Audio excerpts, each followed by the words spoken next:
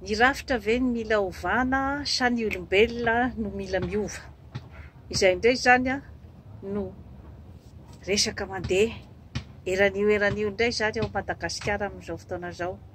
Langazon'ny mpanao politika sy ny rehetra izay teo eo amin'ny fitondrana izany. Misy izany ny miteny hoe tsisy ilana n'izany rafitra zany. Ity fotsiny no atao, ity fotsiny no atsangana, dia ny olona fotsiny no fidiana, izay olona tena hita fa olombanona no apetraka eo fa tsy mila n'izany rafitra zany.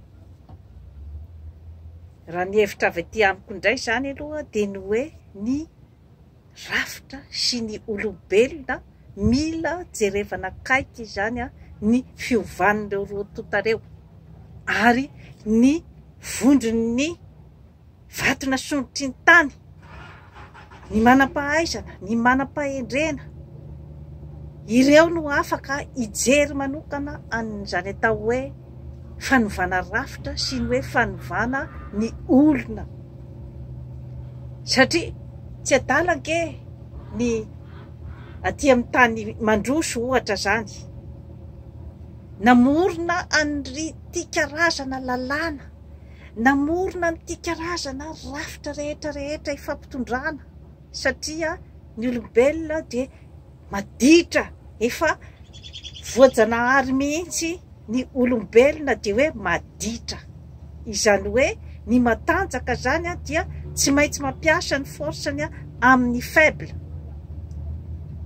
Ny fifampikesoan'ny olombelona sy ny ady eo amin'ny olombelona amin'izay hery tsy mitovy izay dia inévitable zay amin'ny fiainantsika olombelona. Ka raha tsy mipetraka ny atao hoe leadership, tsy mipetraka ny atao hoe rafitra ifampitondrana, tsy mipetraka ny atao hoe lalàna, dia io savoritaka.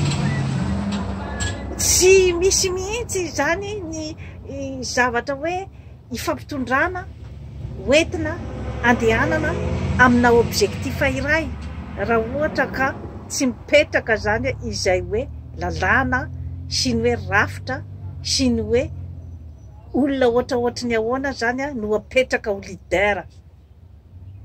Tsy mitombina mihitsy zany zavatra zany, satria raha ohatra zany ka hoe tsy apetraka ao zany ny rafitra, misy indray miteny zany hoe ny rafitra nefa nisy foana fa zany hoe tsy nampiarin'ilay olona tsy manjary izay tonga eo. Ka na ho iza ny olona manjary izay apetraka ao eo, fa tsy mametrapetraka ianao zany ny hoe inona ny fampitondrana, inona ny discipline, dia hevitra ny tena no mpanjaka izy rehefa tonga eo, tsy refesy mandidy, dia aiza indray ianao amin'izay fotoana zay. Lazainy fotsiny verbalement fotsiny mandritra